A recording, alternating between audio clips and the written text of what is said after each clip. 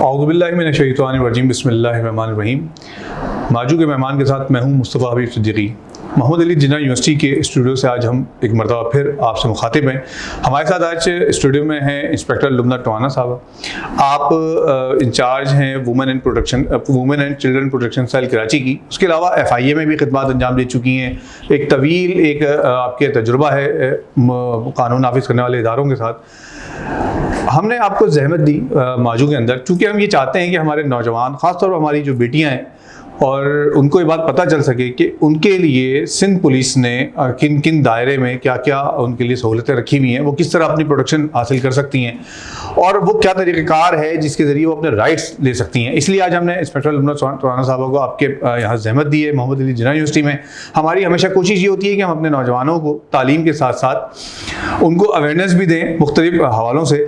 तो मैं इंस्पेक्टर साहब आपको खुशामदीद कहता हूँ अपने स्टूडियो में। अस्सलाम वालेकुम। वालेकुम अस्सलाम। आपने मोहम्मद अली जिन्ना यूनिवर्सिटी में अभी आप आई, आपने यहाँ देखा, लोगों से मुलाकात की, नौजवानों से मिली, पहला तो तासुर क्या रहा आपको? अच्छा लगा मुझे यूनिवर्सिटी में आके सब स्टूडेंट्स के साथ मिलना, और ऑनर भी लग रहा था कि कभी हम खुद पढ़ते थे और कोई हमारे सामने ऐसी पर्सनैलिटी आती थी जिससे हम बहुत इंस्पायर होते थे, और आज कुदरत ने हमें उस मकाम पर लाया। तो अच्छा प्राउड फील भी हो रहा था, और स्टूडेंट के साथ मिलके अपने दिल की बातें शेयर करना, कानूनी और मशवरे देना, तो वो सब बहुत अच्छा लग रहा था। कैसा महसूस हुआ वो नौजवानों ने जो आज आपसे बातचीत की मोहम्मद अली जिन्ना यूनिवर्सिटी के, और आपने वहाँ उनके जवाबात दिए? आप क्या समझती हैं आज का जो हमारा यूथ है वो समझ रहा है अपने हक़ाइक़, अपने हुकूक के बारे में जानता है वो, और उसको वो पता है कि उसको अगर कोई ज़रूरत पड़ जाए तो वो कहाँ जाए? असल में अभी तो बहुत एडवांस हो गया माहौल जो है, काफ़ी हालात में तब्दीलियाँ आ चुकी हैं। पहले जैसा दकियानूसी हालात भी नहीं हैं, और अब तो पेरेंट्स जो हैं वो बहुत ज़्यादा अपने जो औलाद है उसको बहुत ज़्यादा प्रमोट करते हैं, बहुत ज़्यादा उन्हें अप्रिशिएट करते हैं, मौक़े देते हैं। और जहाँ तक अवेयरनेस का ताल्लुक़ है तो हमारे ज़माने में तो मीडिया वगैरह कुछ होता नहीं था। अब तो ये बहुत अच्छी बात है कि मीडिया है, और मीडिया को हमेशा पॉजिटिव नज़र से अगर हम देखते हैं तो हमें बहुत सी ऐसी चीज़ों का पता लगता है कि जो हमारी मालूमात ही नहीं होती, लेकिन हमें मीडिया के ज़रिए पता चल जाती हैं। चाहे वो कोई एजुकेशनल प्रोग्राम हो, चाहे वो कोई कानूनी हो, किसी के साथ ज़्यादती हो रही हो, या किसी को इंसाफ नहीं मिल रहा, या कोई किसी ने अच्छी अगर कोई अचीवमेंट की है तो उसको अप्रिसिएशन करने के लिए। तो अब हम ये नहीं कह सकते कि अवेयरनेस नहीं मिल रही लोगों को। सबसे बड़ा जो उसमें रास्ता है वो मीडिया का है। उसके बाद आपस में लोगों की कन्वर्सेशन है, मोबाइल फ़ोन है, व्हाट्सएप है, कितनी सारी ऐप्स हैं, एक दूसरे के साथ उठते बैठते हैं तो शेयरिंग जो होती है। और नई जनरेशन जो है उसमें तो बहुत ज़्यादा जोश है, वो हर मसले के ऊपर आपस में अब तो बिल्कुल खुल के बात कर सकते हैं। तो आज की लड़कियां जो ख़ासतौर हमारी तालिबात हैं, यानी कि तालीमी इदारों में ऐसे सेशंस होने की अहमियत आपके नज़दीक क्या है?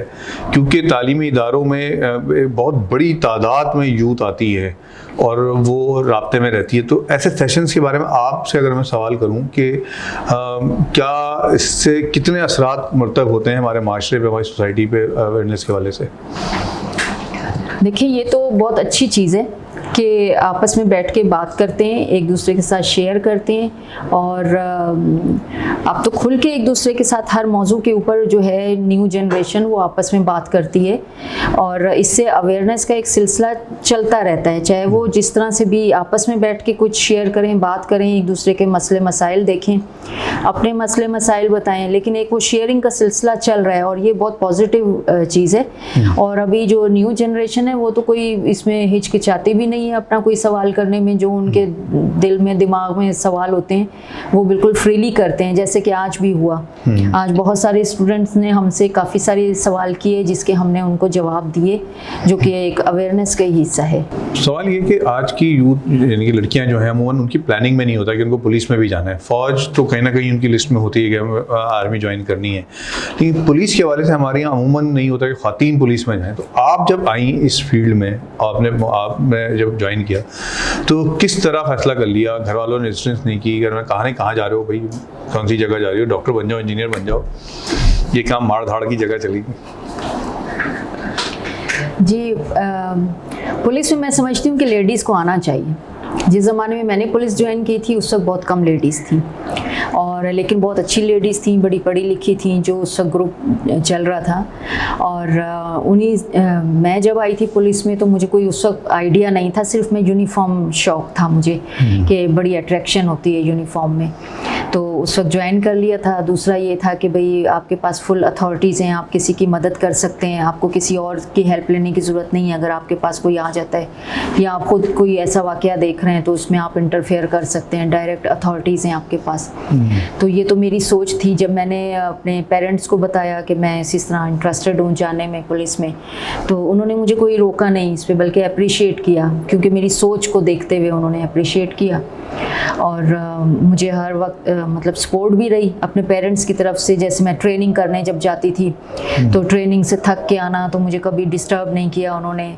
जब मैं, बल्कि मेरे वालिद साहब की पुलिस ऑफिसर्स के साथ बहुत दोस्ती थी, तो वो मुझे उनकी भी सपोर्ट मिल जाती थी। वो खुशी खुशी बताते थे मेरी बेटी भी इंस्पेक्टर बन गई है, तो वो मुझे गाइड भी करते थे साथ साथ जो उनके दोस्त थे।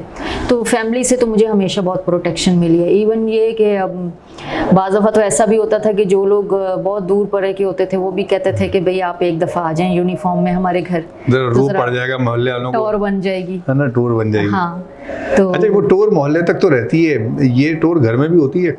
घर में नहीं चलती। घर में तो कहते हैं अपनी थानेदारी बाहर रखो।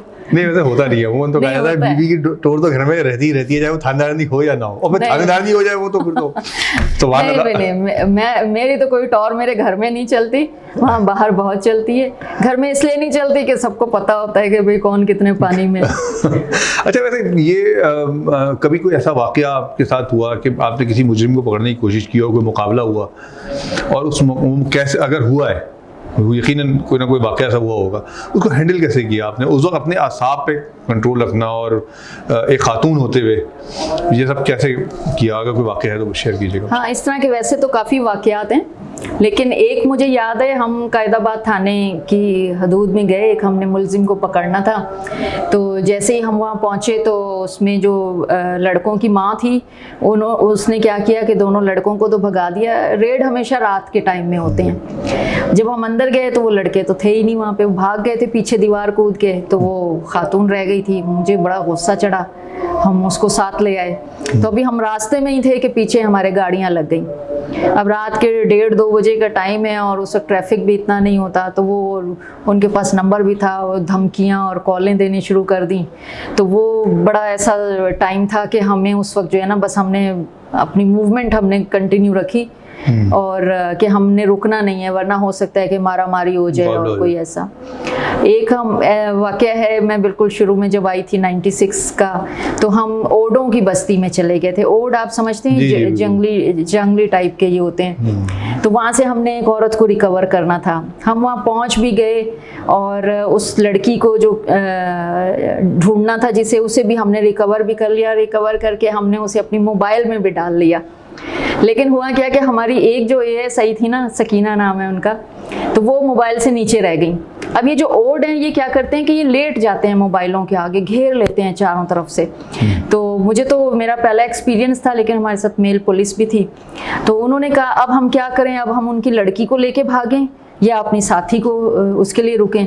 तो हम रुक गए। मैंने कहा नहीं, मोबाइल रोको, हम अपनी लेडी को छोड़ के नहीं जाएंगे। इतनी देर में वो उनके सारे लोग आ गए, उन्होंने पूरा यूं हमें घेर लिया और हमारी मोबाइल में से अपनी लड़की को खींच के निकाल लिया, ले गए।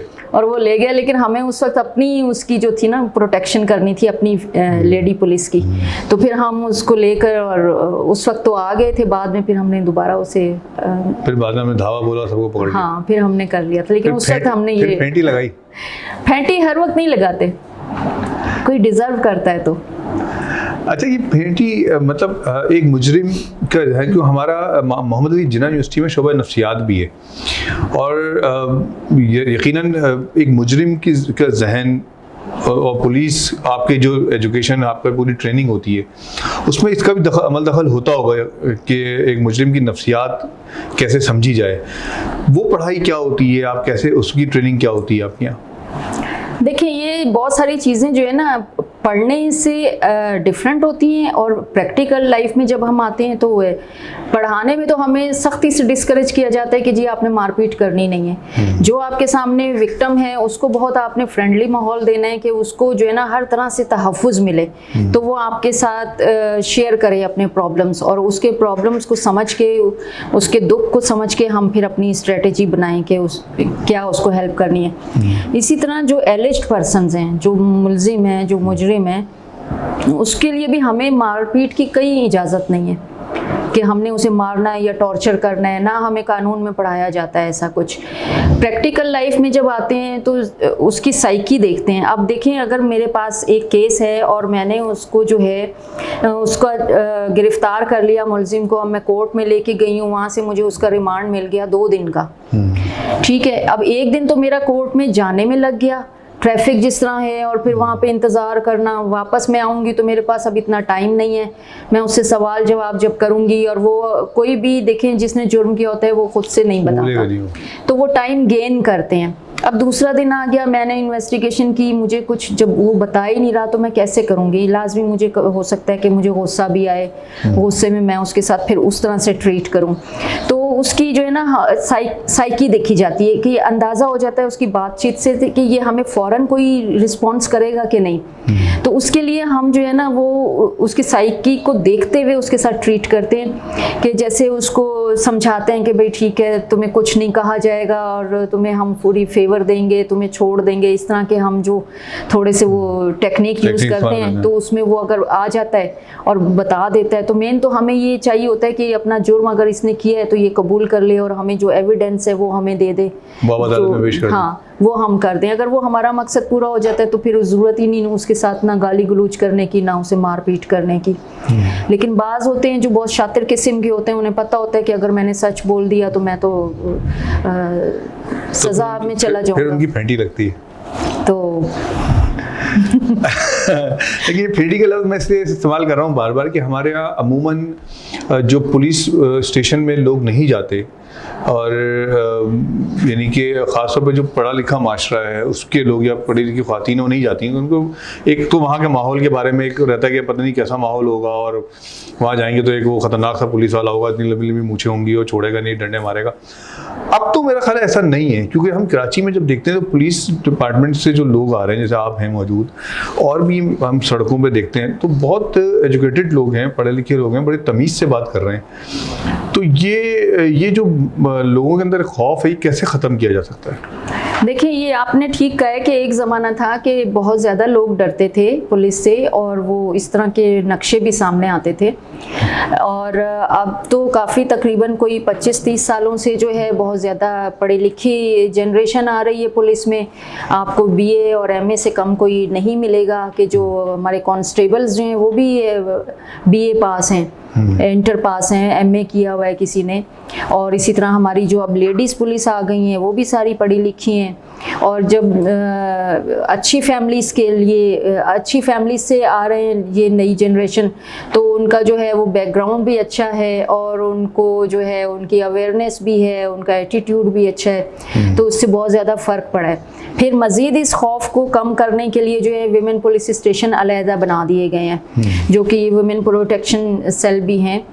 ये वुमेन पुलिस स्टेशन का नाम चेंज होके women and children protection cell हो गया, ताकि वो थाने का तस्वुर ही निकाल दिया है, लफ्ज़ों में भी निकाल दिया कि आपको एक प्रोटेक्शन मिल रही है वहाँ पे आके, तहफ़्फ़ुज़ है। अगर कोई मेल थाने में जाते हुए डरता है तो वो हमारे पास आ जाए, मेरिट पे उसका काम होता है, और कोई लालच नहीं है हमारी लेडीज़ पुलिस में स्पेशली कि वो अपना काम जो है वो मेरिट पे कर रहे होते हैं और बड़ा अच्छा काम करते हैं। बाज़ तो लोग बल्कि हैरान हो जाते हैं कि ये लेडीज़ पुलिस है और इतना अच्छा काम कर रही है। वैसे आपसे अगर रब्ता करना हो किसी खातून को, किसी लड़की को वाक़ई, तो वो कौन सा ऐसा नंबर है जिस पर आपसे रब्ता कर सकते हैं? अच्छा, देखिए, नंबर इस तरह से नहीं है। हमारी जो अगर इस पे सिंध पुलिस की वेबसाइट पे चले जाएं तो उसके ऊपर हमारी ऑनलाइन आ जाते हैं जो भी काम हो रहे हैं WCPC के, वहाँ पे वो अपनी कंप्लेंट जो है वो रजिस्टर्ड करा सकते हैं। फिर क्योंकि डिफरेंट हैं हमारे, तो हम वक्तन फ़वक्तन शेयर तो करते रहते हैं मुख्तलिफ़ जगहों पर,